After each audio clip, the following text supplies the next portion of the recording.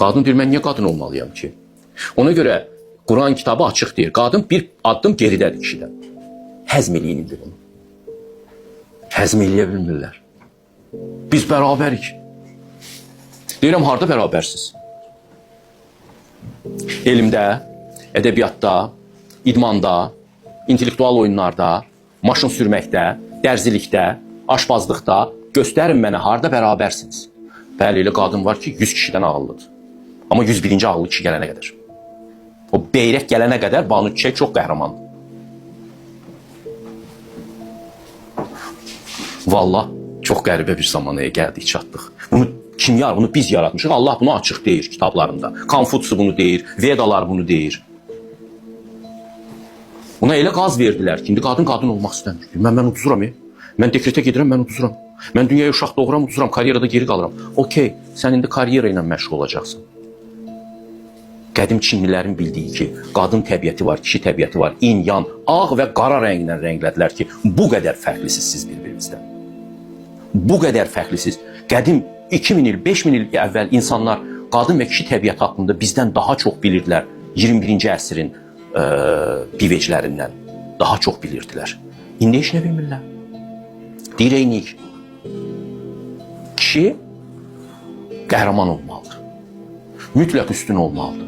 Boyda da üstün olmalıdır. Qazancda da üstün olmalıdır. Boyda balacadırsa Napolyon kimi bir şeylər eləməlidir ki, hər kəsi diqqəti özünə cəlb eləsin. Onun motivasyonu güclüdür. O buna odaqlanmış vəziyyətdədir. Hə, qadınları buna eləmək mümkün deyilmi? Mümkündür. İnsanda mümkündür. İnsanda elə bir imkan var ki, kişi qadın da ola bilər, qadın kişi də ola bilər. Var bizdə belə bir imkan.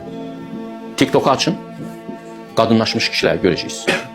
Elə də naz eləyir ki, əsl qadın kimi. Elə qəmzə göstərir ki, əsl qadın kimi. Bəzən qadınlardan daha istedadlı. Əksi ola bilməzmi? Ola bilir. Qadın karyera qura bilməzmi? Qura bilər. Amma o zaman bilirsiniz nə olur? Qadın aqressiv olur, uğura odaqlanmış olur. O özündə maskulin enerji birikdirir. O çox güclü qadın olur. O ətək də geysə ona kişi deyə bilərsiniz artıq. Və yalnız feminin kişiləri cəlb eləyə bilər. Maskulin kişiləri cəlb eləyə bilməyəcək.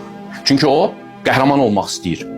O uğur qazanmaq istəyir. O yarışır. Giribdir yarışa. O yarışdan da çıxa bilmir. Onun işi deyil yarışmaq. Onu elə yerə soxublar ki, indi o ikinci rolda olmağı təhqir olunmaq hesab edir. Çay süzməyi təhqir olunmaq hesab edir. Evdə hər şeyin yeri pozulubdur. Bir dəfə mən boşqabı yuyanda, bir dəfə də sən yox. İkisine boşqabı duzdurur. Qəşəng görsənir zahirdə. Ədalətli görsənir. Kişisini alçaldır. Bir sonra onu sevə bilməyəcək. Çox balaca bir şeylər. İzin verməyin. Aslan yaratmalısan sən özərindən. Yaxşı qadın özərindən aslan yaratmalıdır. Çəkilin, atavuz gəlir. Elə bilirsiniz ki, axmaq idi bunu deyən qadınlar. Onlar evdə lider formalaşdırırlar. Uşaqların tərbiyəsi üçün də önəmli bir zəmin hazırlayırlar. Yeməkdə toyuğun budunu ərinin qabağına qoyurdu. Doğru idi. Çox doğru idi. Qayıdacaqsın. Kişi olmayanda, kişini kişilik taxtından salanda ki, bu bərabərçilik ancaq ona xidmət edir. Qadın da özünü mutsuz hiss edir. Nəinki qadın, uşaq da özünü mutsuz hiss edir. Uşağa da keçir bu. Bizim ailə tərbiyəmiz hamısı birdən pozuldu. Fikir vermişsiniz, son 10 illiklərdə bütün ailə haqqında söhbətlərdə uşaq bir nömrəlidir. Uşağım velosiped sürə bilməyəcək. Uşağa ala bilmirəm. Bütün günahlara uşaqdan ötürü girirlər ha. Uşağıma çörək üçün rüşvət aldım. Uşaq güya ki, həyatın mənbəyiymiş. Uşağa o qədər diqqət verirlər ki. Dünən bir qohum ailədə balaca oğlan uşağını gördüm, nənəsi əzizləyir. Böyük bacısına irad bildirir ki, uşağın xətrinə dəymə. Dedim, siz nə edirsiniz? Siz monster yetişdirmək istəyirsiniz bu uşaqda. Nəfsli varlıq deyə bu həmən monster olacaq. O dəqiqə biləcək ki, sizi necə manipulyasiya eləmək olar. Bir yaşı da olsa bunu hiss eləyir. Bütün nəfsli varlıqlar eynidir. İt, pişik, insan hamısı eynidirlər. Hiss eləyirsə ki, səni nə ilə manipulyasiya eləmək olar, həmən başlayır o strategiyanı işə salmağa. Bütün ailəni doluyur barmağına. Mən ağlayaram ha bu dəqiqə. Mənim istədiyimi eləməzsiniz. Səsi ilə belə çığırtığını göstərir. Mən də baxıram uşağa deyirəm, oy, necə. Ola bilərsə sevgidən gözləri kör olubdu. Görmürlər ki, monster yetişdirirlər. Deyirəm, uşağa açıq şəkildə demək lazımdır ki, evdə birinci atadır, ikinci anadır, sonra bax bu böyük uşaq, sonra bu, sən ən axırda durursan.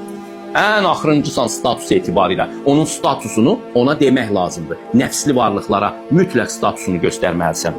Və yalnız onda xoşbaxt olur. Siz təsəvvür edin ki, uşağın üstünə o qədər diqqət düşür ki, uşaq birdən deyir, həqiqətən də mən həyatın mənasıymışam. Amma bizim Kitabi Dədə Qorqudda nə tər deyilirdi? Sən sağ ol, atam sağ olsun. Mənim kimi bir dənə oğul tapılmaz mı olur? Ona oğul deyir, yerini bilirdi çünki. Uşaqları həyatın mənası elər. Uşaqlar bizim gələcəyimizdir. Sən yoxsansa, uşaqlar sənin heç nə.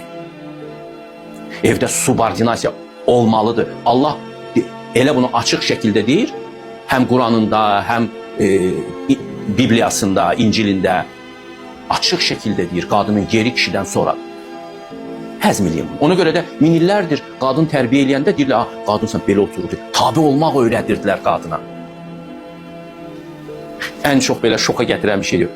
Qaynatasının, qaynanasının ayaqlarını yuduzdururdular. Ərinin ayağını yuduzdururdular. Ritual idi. İndi bunda ancaq alçalma görürlər. Marksistlər axı. Bizi alçaltdılar. Və birdən qəribə bir şey olur. Roma papası inaugurasiya prosesində gətirir o prixajanlarının, başlayır ayaqlarını yumağa. Hətta ayaqlarını öpür də. Bilirsiniz hardan gəlir? Şimdi bəlkə bilməyənlər var, bilənlər də olur. İsa Peyğəmbərdən gəlir. İsa Peyğəmbər bir dəfə yatmışdı. Tələbələrinin doğuldanan işidir. Həvarilər deyirlər, kim daha böyük olacaq, kim daha böyük olacaq? Ahirətdə, ya bilmirəm nədə. Apostollar öz aralarında ranjirovka eləyirdilər. İsa Peyğəmbər eşidir bu söhbəti. Qalxır, üst paltarını çıxarır. Bir dəsmal istəyir, dəsmalı bağlayır belinə və su gətirir. Uşaqlar da başa düşmürlər ki, neyinir bu? Deyir, mən indi sizin ayaqlarınızı yuyacağım. Sən bizim ayaqlarımızı yuyacaqsan. Deyir, hə, mən sizin ayaqlarınızı yuyacağım. Piotr ağlamsınır, deyir, onda başımı da yuyur. Yəni, çox pərtlik olur orada.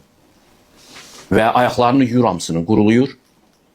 Deyir, sizlərdən ən böyüyü hamının əziyyətini çəkən olacaq. Egosunu yenən olacaq. Qadınlıq ikinci planda görsənilir. Amma əslində o da birinci plandır. İkinci planda olan birinci plandır. Bunu min dəfələrlə sübut edirlər ki, qadınlıq nə gücdür. Və o İnyandan danışdıq. Lao Tzu deyirdi ki, göylərin qapısı açılan zaman sən bir qadın ola bilərsən. Qadınlıq susmaqdır, dinləməkdir, kişilik danışmaqdır. İndi birisi heç susmağı bacarmırsa, o necə danışmağı öyrənəcək? Öyrənmək periyodunu keçə bilmirsə, öyrətmək periyoduna necə gəlib çıxacaq? Kişilik və qadınlıq iki bir-birini tamamlayan texnikalardılar. Amma birisi öndədir, ağdır, o birisi qaranlıqdır. İki fərqli kosmosdur.